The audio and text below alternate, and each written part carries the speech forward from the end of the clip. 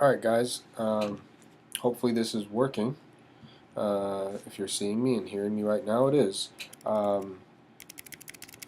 So this is COM 303, Research Methods, the summer 2015 term, and I'm going to be your instructor, Mohammed El Masri. This is going to be our format for the term. It's going to be me sitting here in front of a computer, sometimes in my office like this.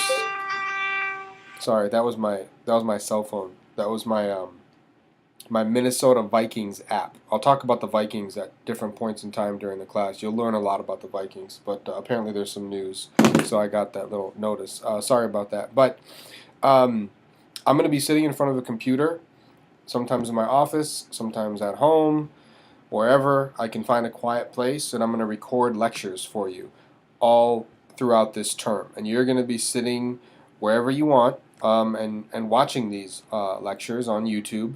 The great thing about this online format is that it's super flexible. If you want to listen to one lecture, 2 lectures a day, if you wanted to listen to all of them and just, basically finish going through all the slides at once, I mean, you could do whatever you want. You can listen in the evening, in the morning, on the weekends, pretty much whenever you want, as long as you're keeping up with, we have an exam, a midterm exam, you have to kind of keep up. But that's the great thing. There's flexibility. You're also going to save a ton of time.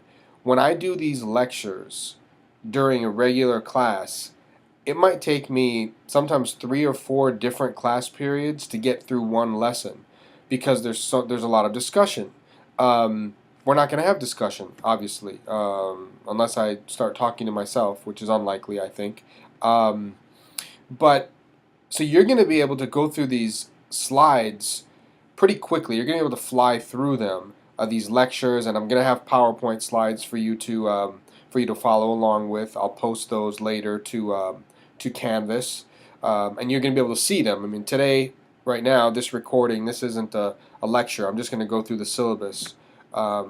But typically, what you'd see is the PowerPoint, and it would be. And by the way, it's very clear. It's big. You can see everything. I know you can't see this really well right now because it's a Word document, but the way this program that I'm using is set up, it's the PowerPoint comes through really clearly. I've done this before. So anyways, I think it's a great format. I think you'll enjoy it. It's very flexible. You're going to save a lot of time. I do want to say one thing about time. So you're not going to get, during the course of a semester, I probably do, 35 hours of lecturing. You're not, or probably more like 30 hours of lecturing. You're not going to get 30 hours of lecturing. I'm not going to record 30 hours of me, doing this because I'm going to go through it quickly because there's no discussion. But with that comes a responsibility. You're going to have to follow along, pay attention to the lectures, try to understand the slides, and then importantly, read. Read the assigned readings, do some independent reading, and then whenever, and this is the important part, whenever you don't understand something, see, typically in a traditional format, you'd be able to just ask, put your hand up, ask your question, we could discuss it. We don't have that opportunity in an online class. But what you can do is make a note of anything that you don't understand and or I shouldn't say come, but talk to me during my office hours, my virtual office hours. I really encourage you to shoot me an email and say, I want to meet me online. We're going to have my office hours on Skype. So it'll be a web chat. We'll be able to talk. You'll be able to see me, and I'll be able to answer your questions. And I'm happy to do that. I hope that people come to my office hours, every day. So with that, that's just kind of my little introductory spiel. Let me go through the syllabus. And do pay attention. This is important. Don't blow this off. You really have to know what is in this syllabus. This is your contract for this term. So if you want to do well in the course, it kind of starts right now as you're watching this recording. It starts with you understanding what the course requirements are. Okay? So first of all, just a little bit about me. My name is Mohammed El Masri, as I mentioned. I am from Minnesota, as you probably gathered, because I'm a Minnesota Vikings fan. I do seriously talk about the Vikings, especially in the fall, a lot in my class. In class, I mean, I'm not going to do it now in the video. I guess I'm doing it right now, but during the course of this summer session, you're not going to hear me talking about that. But if you ever take a class with me, like a traditional class, I talk about the Vikings because I'm basically kind of obsessed with the fact that we've never won a Super Bowl. But anyways, that's neither here nor there. I'm from Minnesota. I did my undergraduate and my master's degree at the University of Minnesota. I did my PhD at the University of Iowa, all in mass communication. And then I moved overseas for a while and taught at a couple of universities. I taught at Qatar University in Qatar, and I taught at the American University in Cairo in Egypt. And I moved back to the U.S. last year, got a job at UNA, and here I am, happy to be here. My email address is there on the syllabus. By the way, as you're listening to me right now, if you haven't already done this, print off the syllabus. The great thing about the video, too, is you can just hit pause and print off the syllabus and just kind of follow along. Take little notes in the margins or whatever, and that's probably the best way for you to kind of absorb what I'm going to tell you in this little short introduction to the class. But anyway, my email address is right there. That is the best way to get a hold of me. The mlmastery@una.edu address. I do check my email pretty regularly, usually 3 or 4 times a day, sometimes more than that. So typically, unless I've got something weird going on, I'll be able to get back to you pretty quickly. My phone number now, I have included my cell number. I ask you to use that with some caution. Feel free to use it if there's a genuine need to call me or text me, and I'll talk about that in a second. But don't be calling me at 3 o'clock in the morning or whatever with a question or something like that. That'd be a good way to get on my bad side if you want to do that. The office, I mean, I'm not even going to be in Alabama for most of the summer, so that's not going to help you, but it's there for future reference in case you wanted to know where my office is on campus. So my office hours, and this is going to be important, like I said, for a summer class, you might have questions. Meet me on Skype and we can talk through them, and I'm happy to do that. So I'm going to have office hours Monday, Tuesday, Wednesday, Thursday from 11 to 12 and by appointment. So if 11 to 12 doesn't work for you, we can set something up for the morning, for the evening, whatever, afternoon, and we'll work something out. But here's what I want you to do. Because what happens is a lot of times students don't come to office hours, especially at the beginning of the semester. It might be 3 or 4 weeks before I get even one student. So I don't want to have to be on Skype from 11 to 12 sitting in front of a computer every day when people aren't going to be showing up. So here's what I'd like you to do. Make a note of this. It's in the syllabus, but maybe highlight it. When you want to see me, when you plan to come to my office hours, I would like you to send me an email and say, I'm planning on coming to your office hours tomorrow. Or if you want to send it in the morning and say, I'm planning on coming to your office hours today. That's what I'd like you to do. Then I'll make sure to be online on that day and on Skype. Now, let's say at 11 o'clock or 11:15, it's my office hours have already started, and you realize, oh my God, I need to meet with the instructor. I want to meet with him on Skype. What should I do? At that point, you could send me a text. That would be fine to be like, hey, I want to come to your office hours right now, and I'll be able to do that. And I have Skype on my phone too, so if I'm not at home or whatever, we'll be able to meet and talk. So we'll get that done. Now this is important. If you don't have Skype, you need to download it. If you don't have a Skype account, you need to set one up. It'll take you 5 minutes to download Skype and set up a Skype name, a Skype account. It takes probably less than 5 minutes, honestly. Once you've done that, you need to add me on Skype. You need to you click on contacts, and then you click on add a contact. And then you can search for my name. And my Skype name, it's right there in the syllabus, is Mo Masri. Momasry. Just search for me. I'm the only Mo Masri in there, I'm pretty sure.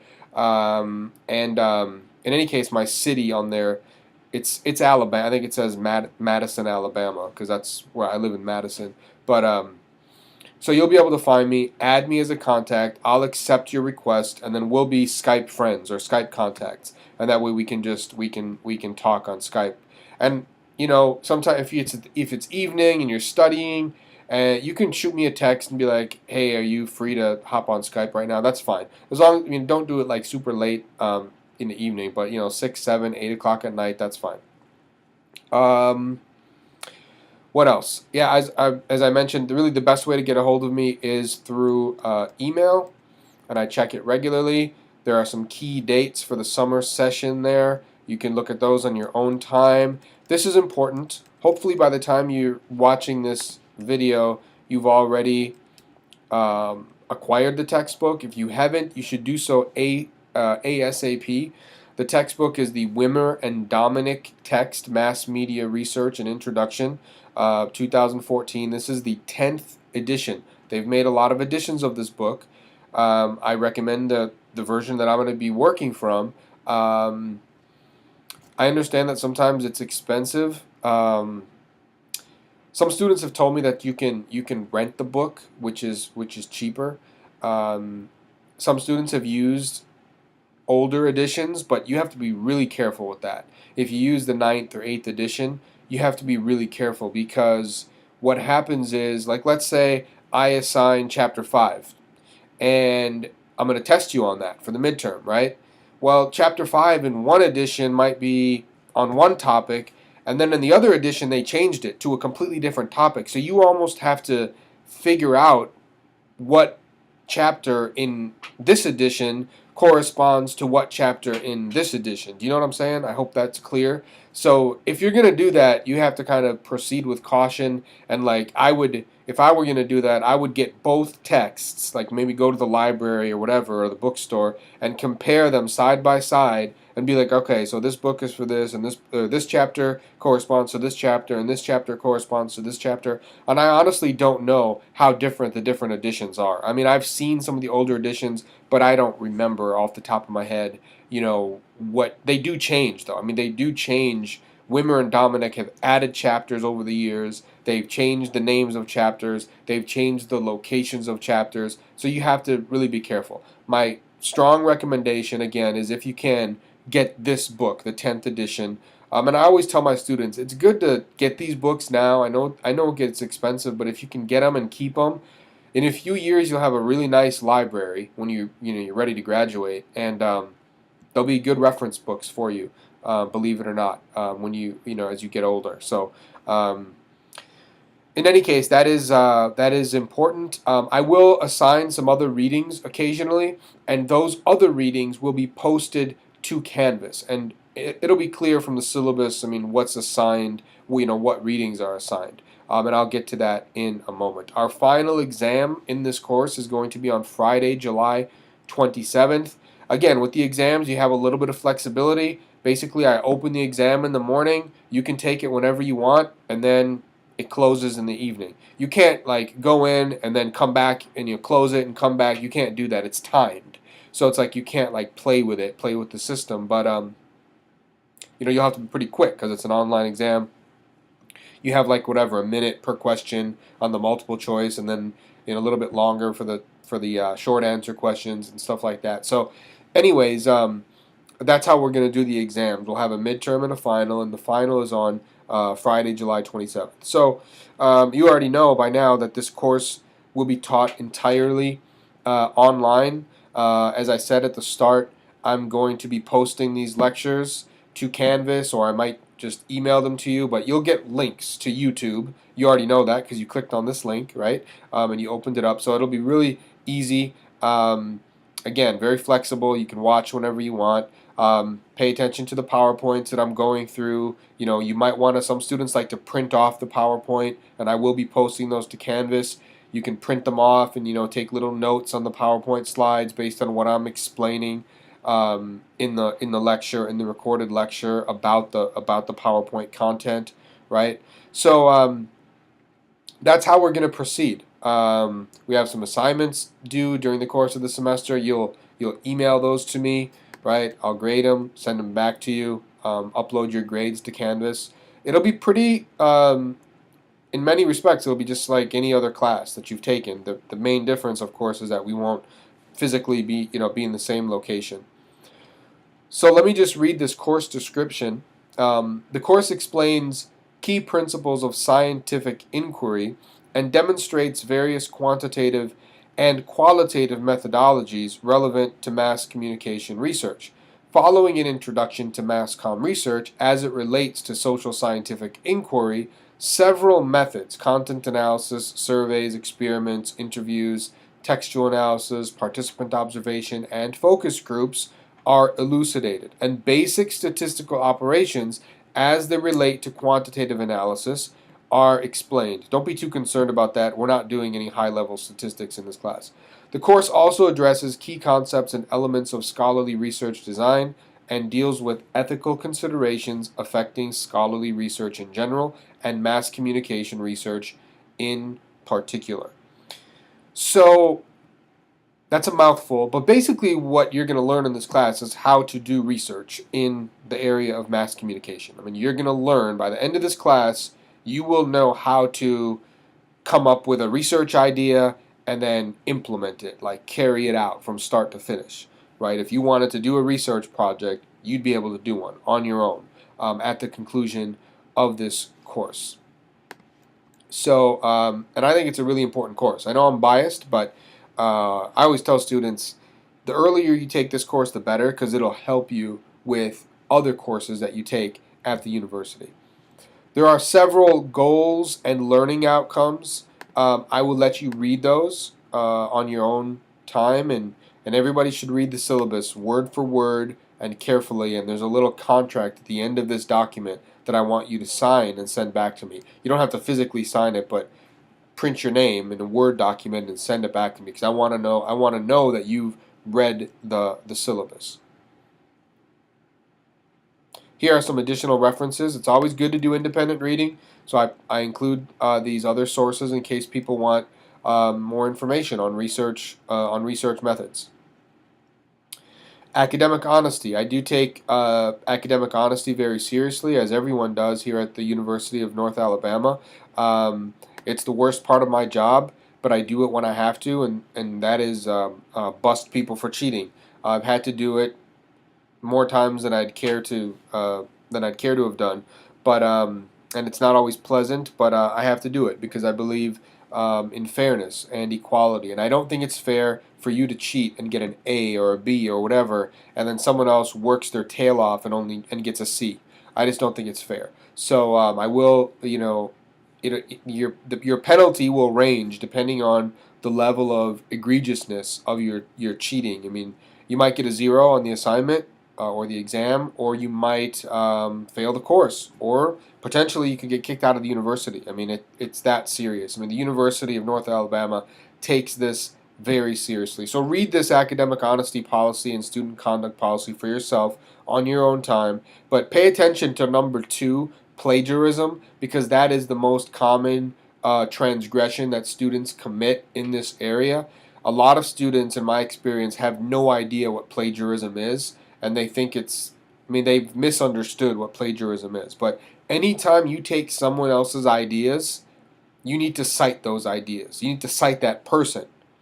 If you take someone else's words, you need to quote that person. I mean, you can't just take people's direct words, even if it's 3 or 4 words. If that's what they said, then you need to put it in quotes. They're not your words, so you have to put them in quotes. Whether it was something that you saw somebody write, or they said in a speech or a lecture or in an interview or in a personal conversation. And there's an interesting story. So it's kind of scary in a way. But so there was this author at the, I think it was the Boston Globe. He's a journalist for the Boston Globe. He's a columnist, and he wrote a column. And in this column, he included some jokes that he heard from his friend. He was talking to his friend one day, and his friend told him a couple of really funny jokes. So he just included those jokes in his column, right? Now, people read it. People read the column and were like, wait a minute, those jokes sound familiar. Turns out that his friend got the jokes from a comedy book written by George Carlin, the famous comedian, right? So people read this and were like, oh my God, this guy stole George Carlin's jokes and put them in his column, and he didn't even cite George Carlin. This is egregious. And people wanted his head. I mean, not even just the people that read it. There were journalists at the newspaper, at the Boston Globe, his own colleagues, who called for his neck. They said he should get fired because that's like the cardinal sin. You don't do that in journalism, and you don't do that in academia. You don't do that as a scholar or as a researcher or as a student. So it's very serious. Take plagiarism and all forms of academic honesty very seriously. Um,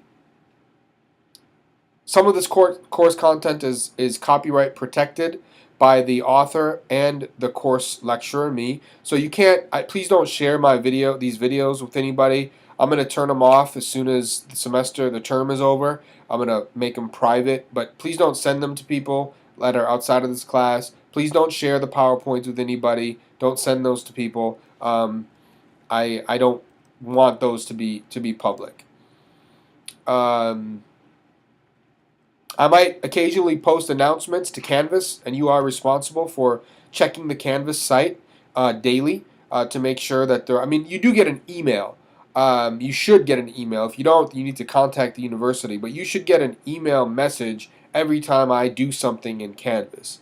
I mean, if it's not doing that, if it's not sending you an email, you need to contact the university. As I've already said, whenever you have questions, again, we're going to save a lot of time in this class because we're not going to have discussions, right? We're going to fly through this lecture material pretty quickly. But you might have some questions, and that's why it's really important for you to ask them when you have them. Come visit my office hours. Send me an email. If it's a quick little question, you can send me an email and I can answer it for you. But make sure that you use me. I mean, basically, use my services. I'm here to help you, and I want you to understand the material. Written work. We do have some writing assignments in this class. We have a couple of reflection papers and a couple of article review assignments, and I will explain those today or in this recording. And when you turn those in, I expect them to be of a high quality. This is a university class. We're not in high school. I expect you to know how to write. I expect you to have proper grammar and spelling and syntax and structure. So if your writing isn't up to par, you may want to get with a writing tutor or visit the writing center or contact the writing center at UNA. And there's a link right there that will tell you all about our writing center. So but it is important that you turn in writing that is of a high quality. I do grade you not only on the basis of the content, but also, the style. I mean, how you've written these assignments up. Make sure that you're not late, otherwise you'll get penalties. That's what this section says on late assignments. So I will penalize you if you turn in your assignments late. I've already talked about Canvas email. I've already talked about class assignments. This is always of interest to everyone. Let me talk a little bit about the assignments that are going to be required of you in this class. So the first two assignments are due during the first week of class. One of them is due on June 3rd, and one of them is due on June 5th. And basically, these are very simple assignments. They are required, but there are no points attached to them. But if you do them, I'll give you extra credit points. I'll give you a couple of extra credit points. And I do want you to do them. And if you don't do them, I will incessantly email you until you've done them. So and you'll get on my bad side if you don't do it. I mean, it's the easiest thing in the world. All I want you to do is scroll down to the bottom of this document and print off the last couple of pages. You'll find there an information sheet and also an academic honesty policy. That's the first assignment, this one right here. Info, academic honesty policy assignment. I'll just kind of scroll down and show this to you. There's the information sheet, and here is the academic honesty policy. So these are the last 2 pages of the syllabus. All you have to do is, actually you don't have to print them off. All you have to do is like save them in a separate document or whatever, or even in, I mean, even if you save it as this document as your syllabus, go to the bottom, read them, read through them, fill them out accordingly, and then just sign them at the bottom. You don't have to physically sign them. Just write your name. Just, your little electronic, that's kind of your electronic signature. Just print your name in there, your full name, send it back to me as an attachment in your email, and you'll get an extra credit point toward the toward the exam, toward the midterm or the final or whatever. It doesn't matter because it all goes into one pool of points. But that assignment is due on June 5th at 4 p.m. I expect you to send me an email by June 5th at 4 p.m. Central Standard Time with your information sheet and academic honesty policy assignment. Hopefully that's clear. If you have a question, let me know. The other assignment is also very simple. All you have to do is, as I talked about already, download Skype, set up a Skype account. If you already have a Skype account and you already have Skype, then you're already done with that part of it. Then, most importantly, add me as a contact. Send me an invitation to be your Skype friend or Skype contact or whatever it's called. Once you're done with that, once you've sent me the invitation, all I want you to do is send me an email.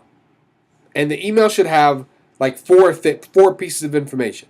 First, tell me that you just confirm for me that you've downloaded Skype and added me as a contact, right? Number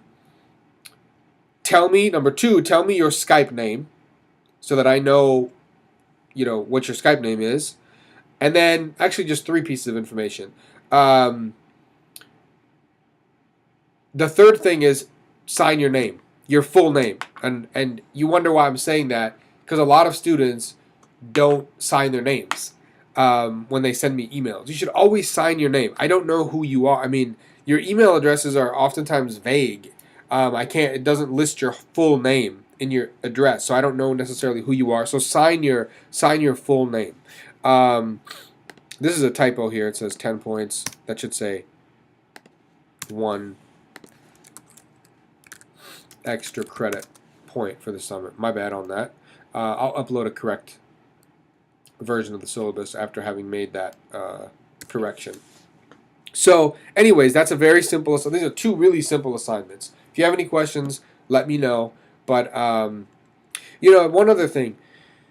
If you already have a Skype account and you have a Skype name, fine. I mean, you don't have to change it. But if you're just setting one up from anew, if you don't mind, like set it up with your actual name and like UNA, just so it's easy for me to, when I'm going through my list of Skype people, Skype contacts, I can identify you.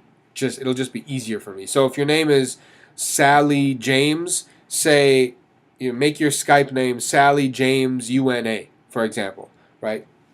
Otherwise, it just gets difficult when everybody's like, cool guy 1991. You know what I mean? It just gets kind of hard for me to differentiate because I have so many cool guys and gals as friends, right? Okay. The more substantive and substantial and meaningful assignments in this class are your article reviews and your reading reflections. So, what are the reading reflections, first of all? You have two of them. What I want you to do is read the assigned readings in the first assignment, and this is explained in the schedule down below on I think it's page 6 or 7 of the syllabus, but read chapters 1 and 2, and then just summarize them for me and reflect on them in about 2 pages, double-spaced, Times New Roman font. 12 point. I specify all of that because I get all kinds of crazy things. I get the students who have they'll send me 16-point font, like this massive font, and they think I won't notice. Like, oh yeah, this guy's met the page requirement. It's 2 pages. I do notice that. So make sure that it's standard Times New Roman, 12-point, double-spaced. But I just want you to send me 2 pages summarizing the 2 chapters 1 and 2. That's for reflection number 1. For reflection number 2, you're going to reflect on some other readings from the Baxter and Babby text. those are going to be posted to Canvas. They're not in your main textbook, the Wimmer and Dominic textbook. And that's explained down below, or it's displayed down below in the schedule. You can just scroll ahead and look at that, or in your hard copy of your syllabus right now if you want. But I'll talk about it in a second. All I want you to do, as I said, is kind of summarize some of the main points. Now, your biggest challenge with the reflections, I'm just telling you right now, the biggest challenge is trying to fit it all into basically one page. Because for chapter 1, it's one page, essentially, because it's a 2-page assignment. So you get 1 page for chapter 1 and 1 page for chapter 2. That's not a lot of space. And these are big chapters. They're like 25, 30-page chapters. So the challenge is for you is to figure out how to fit all this information into 1 page. What I want you to do is just focus on 2 or 3 key points from the chapter. Don't try to focus on 9 or 10 things. You'll never be able to do that. And I do not want you to just list a bunch of things off. I want you to actually explain. So, for example, if you want to talk about, let's say you want to talk about the nature of the scientific method. What makes the scientific method of knowing different from other ways of knowing? Tell me why. Explain that to me briefly in like a paragraph or so. And then go on to another point, right? That's what I want you to do. I don't want you to just list like 9 things. I want you to explain 2 or 3 things in a paragraph or so each, right? At the very end of this reflection assignment, give me your brief little reflection. So the first part, the first 75%, let's say the first page and a half or so of the assignment is you summarizing. The last bit, maybe the last third of the final page. So really it's only 1/6 of the assignment or so, like 1 paragraph, 1 short paragraph, 4 or 5 sentences. Reflect for me. Tell me about something interesting. Relate something that you read to the real world. Talk about something that really shocked you or that you didn't agree with or that you didn't understand. Just provide some kind of a critical reflection for me at the end of your paper. So you're going to do that twice during the term. The next assignment is the article review, and there are 2 of those as well. So there are 2 article review assignments, right? We've got article review 1 and article review number 2. Here, what I want you to do is, for article review number 1, I want you to go find a content analysis. What is a content analysis? Well, content analysis is a method that we use in this field, in the field of mass communication. It's a methodology that mass communication scholars use to, as the name suggests, to analyze content. They analyze whatever content they want. Newspaper content, movie content, music content, speeches, whatever you want to analyze. You can examine it. You can examine content using this method. I want you to find an actual scholarly article, a peer-reviewed journal article that used this method, content analysis. And I want you to read it. It's going to be probably 20 pages, the paper that you read, that you find and read. Read it. 15, 20 pages. Try to understand it. And then I want you to write a paper about it. Basically a 2-page summary of the article that you've read. And I'll talk more about that later, and I'll be happy to answer your questions. But basically, tell me what the purpose of the study was. Tell me what the key hypotheses were or research questions. And I'll explain what all this terminology means later. Tell me what the theoretical framework was. A lot of this sounds strange to you right now because you haven't studied it, but I'm going to explain this to you later. The key methodological components like the sample, the unit of analysis, the key variables, the coding measures, and then finally the findings. What did the scholar or scholars that wrote this paper find in their research? And I will post a rubric onto Canvas so you know how this assignment will be graded. Okay, so that's your first article review assignment. And then you have the second article review assignment, which is the same, except instead of a content analysis, I want you to do a review of a survey. So a scholar who wrote a paper that employed survey methodology. Because that's one of the things that we do as mass communication researchers. Sometimes like me as a researcher, I want to study content.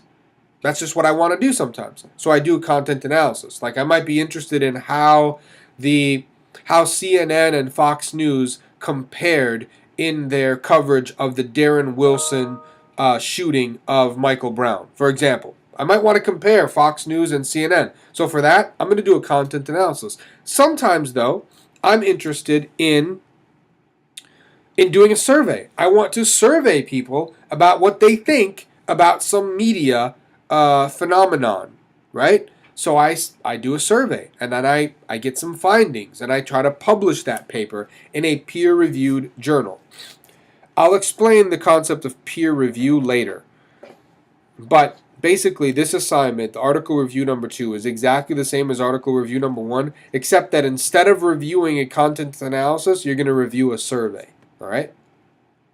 You're also going to have a final group project, a research project. And in this assignment, you are going to work in groups of 3 or 4. You're going to come up with a research study, and you're going to set it up, and you're going to write it. Everything except the findings. You're not going to actually collect data and go out and gather data and then write it up. You're not going to do that. You're going to set it up. That means you're going to come up with a purpose, a theory, a literature review, and then you're going to write your methodology. Basically telling me what you will do. And now you might not actually do it. I mean, you probably won't unless you're a really diehard student and you want to go collect the data like next semester or something. But you'll tell me what you would do if you were going to do this study in your methodology section. I'll talk more about that later. That's going to be about a 10-page paper. Sounds like a lot, but it's you're working in groups, and I give you plenty of time to work on that, as you'll see. This is how the points are distributed. There are 400 points for the semester. You get the 25 points for reading reflection 1 and 2. That's 50 points total. Also, the article reviews are worth 25 points, so that's another 50. So that's 100 points right there with our 4 writing assignments. Then you have the final group project, which is worth 100 points, and then you have the midterm and then the final. Both of those are 100 points. So that's your 400 points right there. And you'll get an A if you get 90 to 100. You'll get a B, 80 to 90. I mean, it's a standard grading scale that I use. You can see it right there. 89.5 technically, because the 0.5, I do round that up. And here's the schedule that I was talking about, the course schedule. This might change a little bit, but let me just, oops.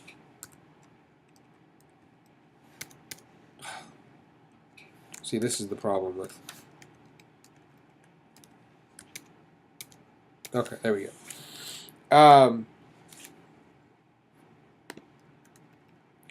So there we have it, week 1. This is telling you the dates, obviously, but it tells you what we're going to study in that middle column there, like what things we're going to be looking at in week 1. And then it tells you the chapters that you're supposed to read. And it'll also tell you if there's an assignment due. So this schedule is your best friend. It'll tell you exactly what we're doing. I might get behind. You don't have to get behind. So let's say by the end of week 1, I'm not done lecturing yet on the components of a research paper or whatever. That's okay. You don't worry about that. I'll get us caught up by the end of the term. And actually, what I'm probably going to end up doing, frankly, is finishing all of the lectures and just like uploading them during the first couple of weeks of the class. So you'll be able to just watch them at your leisure. And you can watch all of them if you want at one time. I mean, you know, like you can do like a marathon research methods weekend and watch all the lectures. That'd be fun, wouldn't it? But definitely make sure you keep up with the readings. So if it says chapter 1 and chapter 2 for week 1, make sure that wherever doesn't matter what I've done in lecture with the recordings. Don't worry about that. That'll work itself out. I'll make sure to get us all caught up. You just worry about the readings. Read chapter 1 and read chapter 2. Okay? And just keep watching those videos as I post them. To the site. Okay, if you have questions, let me know, but I hope this is pretty self-explanatory. Here's week 2. June 8th to June 12th, there's the topic we're going to be or topics, I should say, that we're going to be looking at. And here are the readings. I want you to read the Baxter and Babby, uh, uh, pages 106 to 129, and then Baxter and Babby, pages 17 to 45. Now, that's not your textbook. I will provide that reading for those readings for you. I'll post them to Canvas specifically. Okay? Reading reflection number 1 is due. Remember, this is an 8-week or 7-week or whatever it is term, so everything goes really quickly. And I want to get these assignments done out of the way, like as soon as possible. So I want you to finish the reflection papers during week 2. So it'll be, week two is going to be a little bit hectic, but it'll be fine. I mean, you have plenty of time to do this. You have reading. You're going to read chapters 1 and 2 during week 1. And then the reflection is due on Monday, June 8th. So you can do the reflection over the weekend, right? And then you're going to read the Baxter and Babby during the following week, that week 2. You can read it, Tuesday, Wednesday, and Thursday. And then on Friday, the reflection paper number 2 is due. And again, I want those to be emailed to me, both on Monday, June 8th, and on Friday, June 12th. Those reading reflections. And then you're done with reading reflections for the semester. Week 3, I'm not going to go through all of this, but and you can, but I do want you to read through it on your own in detail. But week 3, we've got some more reading. We got chapters 4 and 6 from the book, and then we also have a content analysis that I'm going to post to Canvas. That's another outside reading. That's the last outside reading. There are no more outside readings. I think the reading is pretty manageable. I think for the entire semester, I mean, if this were a typical 15-week semester, it ends up averaging about 20 pages of reading per week. So because we're basically doubling it, we're working more intensely. It'll end up being probably 40 pages per week on average. Sometimes it'll be more than 40, but sometimes it'll be less than 40. But it should average right around 40, which I think is pretty reasonable. I want you to establish your final group projects during week 3. And you know what I might do for this class, since we're online? I might just send you the assignment. During week 3, actually, that is what I'm going to do. I'm just going to send you your group members. I'm going to say, here are the groups. So I'm just going to assign you to groups. Because otherwise it would be too crazy for you guys to try to do that while you're not even seeing each other. You might not even know each other.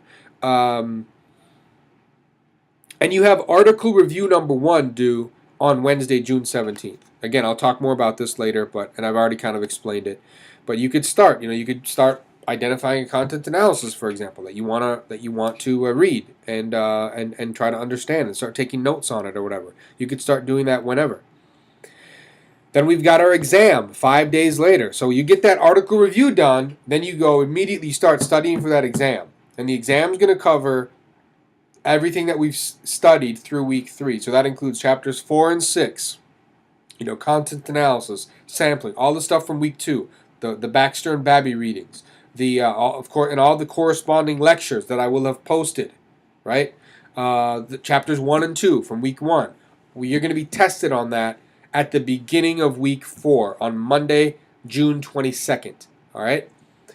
Then on week 4, we just have 1 chapter to read, which is chapter 7, and then you have your article review, number 2, due on Thursday, June 25th. So 3 days later, you have an assignment due, article review 2. So you'll have 3 days after the exam to kind of start working on the article review. Then things really do start to relax. I think it's manageable, very manageable so far, in my opinion. And I've taught this course a lot, by the way. I've taught it, I think, 16 times or something like that. Never online, admittedly, but I think it'll work out great. But now, starting with week 5, you're going to just focus on the final exam and the final project. There are no more assignments, okay? So week 5, it's just chapter 9. Week 6, it's just chapter 5. And you see the assignment there. Just work on your final projects. Just work on your final projects. Week 7, you're going to have 2 chapters to read, but no assignments due, no written assignments due. Work on those final projects. And then in week 8, there are no readings, and your final projects are due at the end of that week on Thursday, July 23rd. And then you're going to have 4 days after those projects are handed in. And you should really be studying for the final exam throughout. I mean, if you're doing your readings and you're paying attention during the lecture recordings, you'll be fine. But that final exam, you'll have 4 days to just kind of dedicate yourself to the final exam, which is, again, on the 27th. So that's the course in a nutshell. We've got our student accommodation statement here. For students with disabilities, please read that. We have our Title IX statement. No harassment is tolerated at UNA. Please read that. And then the end of the syllabus here with the information sheet and the academic honesty policy. All right, that's it in a nutshell. See if I can figure out how to end this recording. But if you have questions on this, on the syllabus, on anything, do not hesitate to send me an email. Bye-bye.